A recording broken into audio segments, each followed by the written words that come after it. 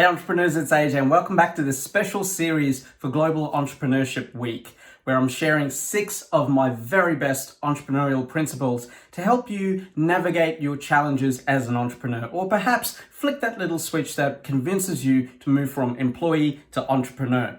So today's video, I want to share with you something that I believe will be the key to unlocking your entire entrepreneurial journey and make things not easier, but less complex, let's say, right? So if you follow this framework, it's called the Entrepreneurial Mind Framework, and it's how all entrepreneurs think. And if you follow this framework, beautiful things will happen in your career, in your business, in your life, in your school, your association, at home, wherever that you've got problems or challenges that you need to solve, okay? So this is how all entrepreneurs think. And as I said to you in the first video, entrepreneurship is not about business. Business is transactional. You have a product or a service, and then you exchange that product or service for money, and that makes you a business person.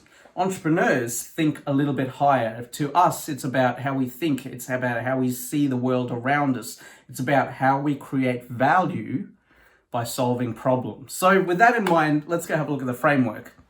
So entrepreneurship is about how do we take an idea and then convert it into an outcome. Now, of course, that outcome might be money, but it doesn't have to be, because it could be project related, it could be a whole bunch of things, initiative related, it could be just a whole bunch of different things. It doesn't have to be business related, but it can be business related. So it's about how you take an idea and achieve an outcome. Now, if that was so simple, all of us would be entrepreneurs, right? But as you know, in business and in life, things don't go always according to plan.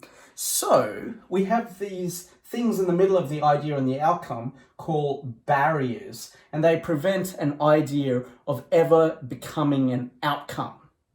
Now, the good news in my years of working with this model is that there's only 3 barriers that you need to pay attention to. The first barrier is the internal barrier. That's that little voice in your head that says, "What are you doing? You can't even tie up your shoes in the morning. What makes you think you can achieve this amazing dream of yours?" We've all had that voice, right? And in the past, I've said you need to squash that voice. But as you'll see in a later video, another one of my principles called the entrepreneur's shadow, you'll learn that you actually have to listen to that voice, and it'll help you build up confidence in yourself and your abilities. So that's the first barrier that you need to conquer, your first internal barrier.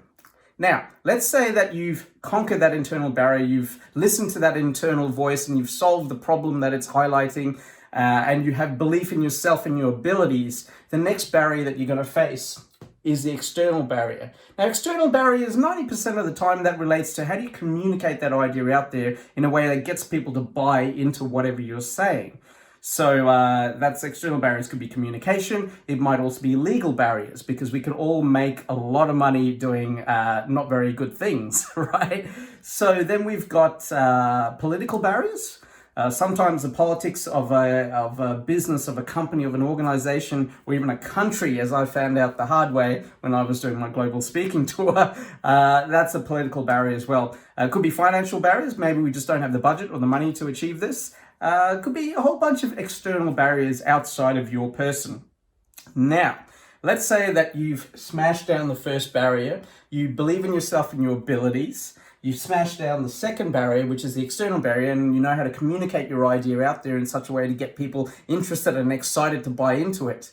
Well, the last barrier that you're going to face is sometimes you're just going to not have the right idea, or the execution of that idea isn't that great. So to give you an example of that, because I've got such a large history working with small businesses and entrepreneurs and startups, every day I get emails from people saying, "Hey, I've seen your videos, I really enjoyed them, I'm working on this little thing, can you give me your perspective?" And so I'd, catch up with them and learn how they work and try and help them along on their journey. So once upon a time, I got this email from this guy. And he sends it to me. He goes, "AJ, love your work, love your videos, mate, brilliant stuff. I've got a new product on the market called Perfect Pour. And if you Google those terms, you'll see exactly how revolutionary this is going to be to the hospitality industry." Wink. I was like, how arrogant is this guy, expecting me to go Google his business and asking for my help like this? So I did, because I was curious, right? So I went and Googled perfect pour, and I found this YouTube video, and it was a product demonstration. And what this guy had built that was going to magically revolutionize the hospitality industry was a little device that you put on top of the wine bottles, and it stops it from dripping.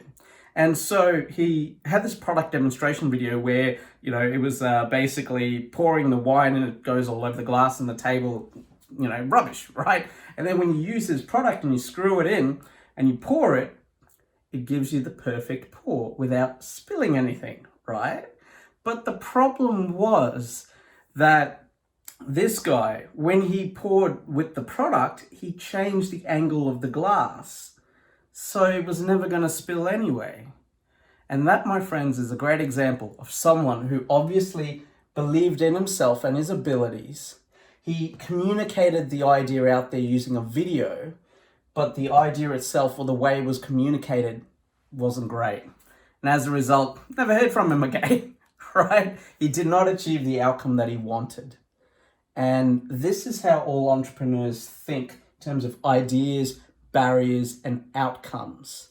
And if you think of an entrepreneur that relates to you, most people say Richard Branson. Okay, so Richard Branson had this idea he was stranded on the islands, and he wanted to go to the Virgin Islands to visit one of his lady friends, right? So he had this idea to basically strap on a sandwich board. And so he hired a chartered plane, and then he strapped on a sandwich board and wrote tickets for X amount of pounds to the Virgin Islands, and he walked the airports advertising this business of his selling tickets, right?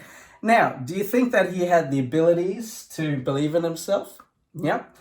He communicated the idea out there in such a way that he got buy-in from all the other stranded passengers there. And finally, he had a good idea. And of course, he achieved his outcome. Elon Musk, right, wants to improve traffic in LA, traffic congestion around the world. So that's his outcome. So what's his idea? He's digging tunnels underneath the city of LA and New York to connect the two in a Hyperloop style fashion. Right? Now, do you think Elon's got the confidence in himself? Do you think that anyone can go dig underneath a city? No. So you got to communicate that idea in such a way to get permits, right? Permission. So that's valuable. And of course, does he have a good idea? We don't know. He's still digging the tunnels, right? But it's an experiment, and that's so important. Now, the keen-eyed amongst you will notice, well, AJ, what's that bit down the bottom? And that's culture. And that's for those people, the entrepreneurs within an organization, because you cannot be entrepreneurial within an organization unless you have a culture that supports this way of thinking, ideas, barriers, and outcomes. And when you have this culture, and it's a very specific culture, which is called heart-centered innovation culture, story for another time or another video. If you Google me and heart-centered innovation, you'll see what that culture is. But you've got to have a culture that supports this and encourages this. And when you have that perfect mix, it's how all entrepreneurs think. And what all entrepreneurs do instinctively is we learn how to smash down these barriers. And we do it just like that. Unconsciously. It's really weird. So that is the Entrepreneurial Mind Framework. I hope it serves you well. I hope it helps you become a better entrepreneur. And for those of you inside an organization, I hope it gives you an idea of what you need to work on, whether that's internal confidence, external communication, or refining ideas on how to actually push amazing ideas throughout your organization to achieve the strategic outcomes or strategic goals that you need. So I hope this serves you well. My name is AJ Kulatunga. Thanks so much for watching this video. Whatever happens in business and in life, I wish you nothing but success. Hopefully you like this and subscribe on whatever platform you're watching this on. And I look forward to serving you in the next video. Take care.